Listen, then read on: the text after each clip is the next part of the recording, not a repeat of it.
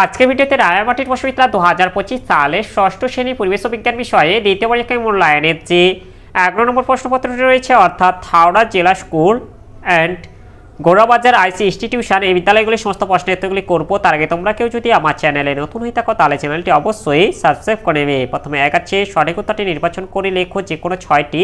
এক আছে গ্রানাইট পরিবর্তিত হয়ে তৈরি হয়, এটা হবে নেস। এরপর 2 আছে তড়িৎ প্রবাহের একক হলো, এটা হবে অ্যাম্পিয়ার। 3 এসআইতে অভিকর্ষ বলের একক হলো, এটা হবে নিউটন।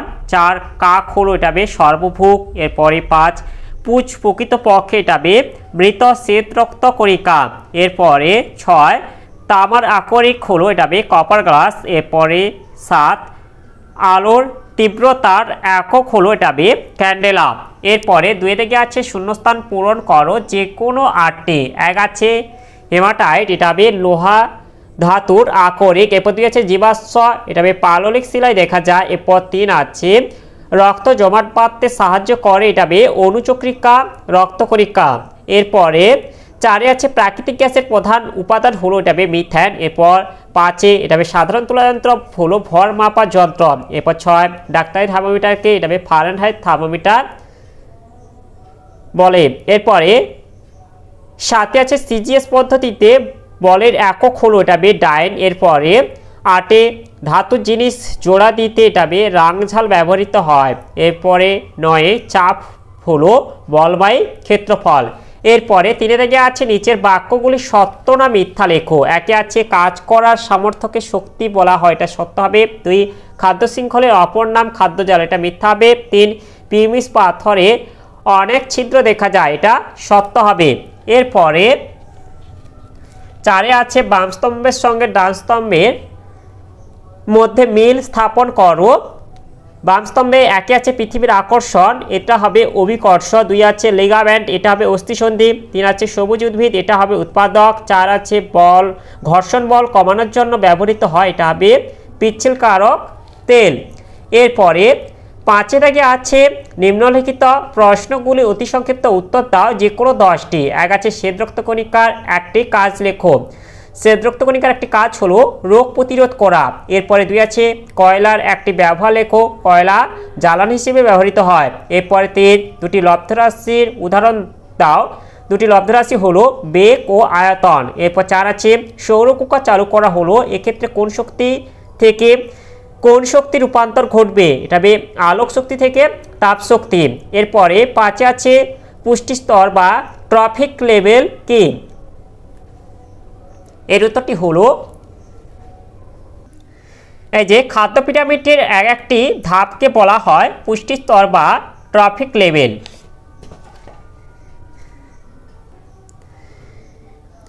এরপরে 6 আছে লাভা কি, এর উত্তরটি হলো ভূগর্ভস্থ তরল ম্যাগমা যখন প্রবল ভূ আলোড়নের ফলে ভূপৃষ্ঠে কোনো পাথরের ফাটল বা পাহাড়ের মুখ দিয়ে বাইরে বেরিয়ে আসে তখন তাকে লাভা বলে।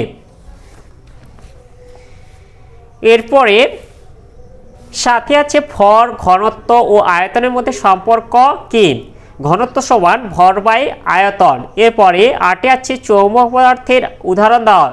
একটি চৌম্বক পদার্থের উদাহরণ হলো লোহা। এরপরে 9 আছে ট্রফিক লেভেল বলতে কি বোঝায়, এর উত্তরটি হলো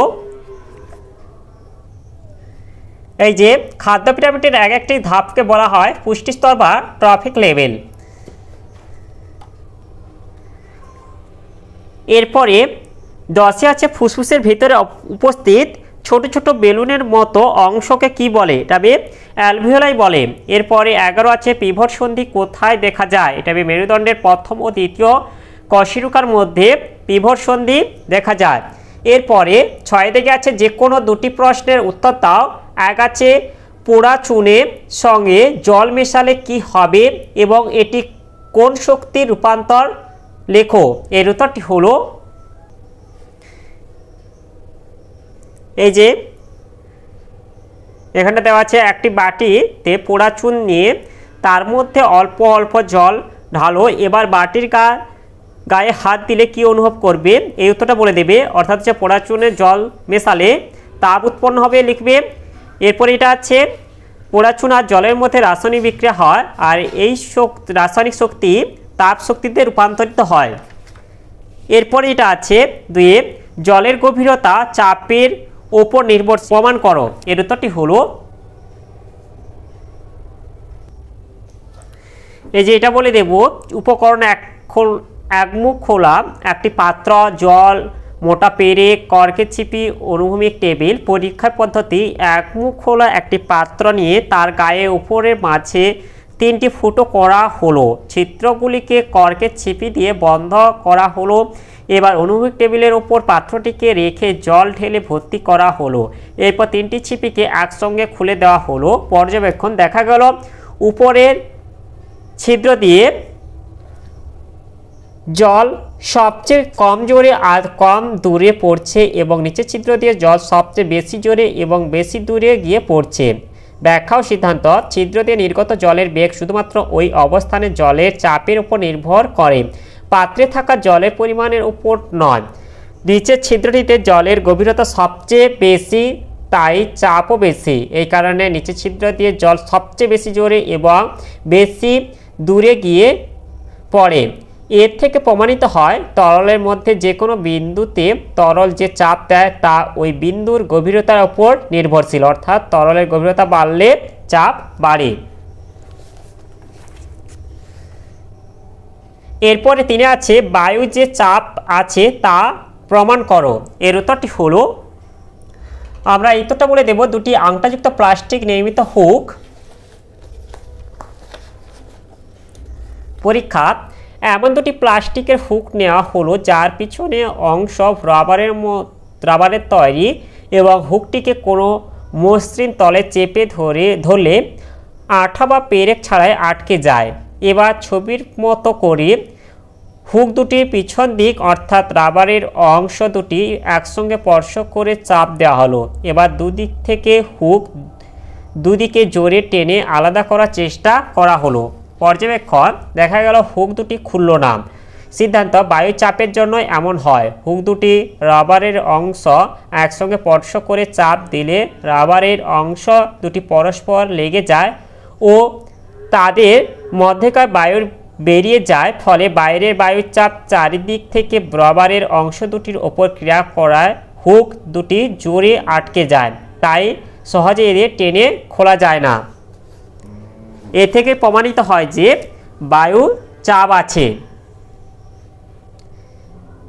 এরপরে 7 দাগে আছে নিম্নলিখিত প্রশ্নগুলির অতি সংক্ষিপ্ত উত্তর দাও যে কোনো 5টি।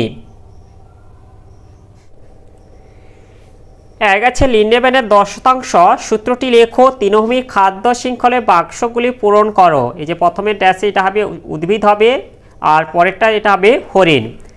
এরপর এটা আগে যেটা আছে লিন্ডেম্যানের 10% সূত্র, এটি হলো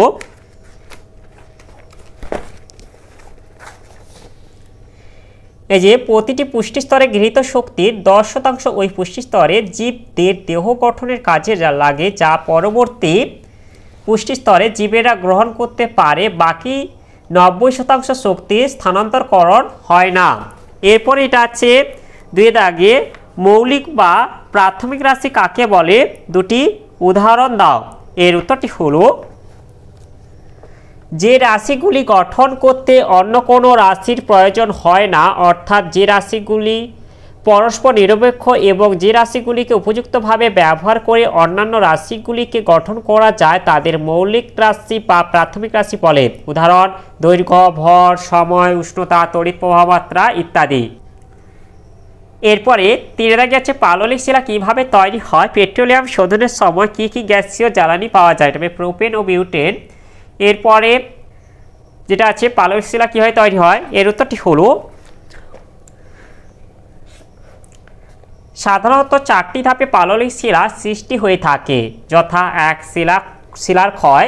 বিভিন্ন শিলা বহুদিন ধরে বিভিন্ন প্রাকৃতিক শক্তি যেমন উষ্ণতা, বৃষ্টিপাত, নদী, বায়ু, হিমবাহ দ্বারা ক্ষয়প্রাপ্ত হয়ে পলি, বালি, কাদা, নুড়ি, কাকর প্রভৃতি পদার্থে পরিণত হয়। এরপর 2 যেটা আছে বহন। এই সব পদার্থ নদী, বায়ু, হিমবাহ দ্বারা পরিবাহিত হয়ে সমুদ্র, হ্রদ বা নদীর তলদেশে জমা হয়। 3 সঞ্চয়। এভাবে লক্ষ লক্ষ বছর ধরে স্তরে স্তরে পলি, বালি প্রভৃতি সঞ্চিত হতে থাকে। এরপর 4 আছে শিলা সৃষ্টি। কালক্রমে নিচের পলিস্তর উপরের জলরাশি ও পলিস্তরের প্রবল চাপে এবং ভূগর্ভে তাপে জমাট বেঁধে পাললিক শিলায় পরিণত হয়, যেমন বেলে পাথর, চুনাপাথর, সেল প্রভৃতি। এরপরে এটা আছে 4 মানবদেহে রক্ত সংবহন পদ্ধতি রেখাচিত্রের সাহায্যে দেখাও। এর উত্তরটি হলো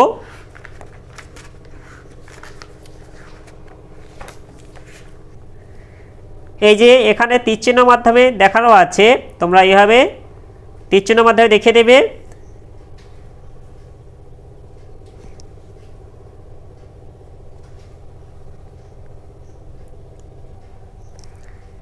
এরপরে 5 আছে খাদ্য শৃঙ্খল ও খাদ্য পিরামিড কাকে বলে?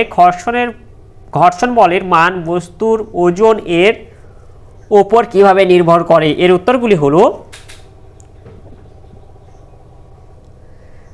খাদ্য শৃঙ্খল যে পদ্ধতিতে সূর্য থেকে প্রাপ্ত শক্তি উৎপাদক থেকে পর্যায়ক্রমে খাদক সম্পর্কের মাধ্যমে বিভিন্ন প্রাণীগোষ্ঠীর মধ্যে প্রবাহিত হয়ে শক্তি প্রবাহের ধারাবাহিকতা বজায় রাখে তাকে খাদ্য শৃঙ্খল বলে। উদাহরণ, গাছের পাতা থেকে পতঙ্গ, পতঙ্গ থেকে ব্যাঙ, ব্যাঙ থেকে সাপ, সাপ থেকে ময়ূর। এরপরে যেটা আছে খাদ্য পিরামিড, এটি হলো যে কোনো খাদ্য শৃঙ্খলের অন্তর্গত উদ্ভিদ ও প্রাণীদের নিচ থেকে উপরে ক্রমিক পর্যায়ে অনুভূমিক ধাপে সাজালে যে ছক বা পিরামিড তৈরি হয় তাকেই বলা হয় খাদ্য পিরামিড।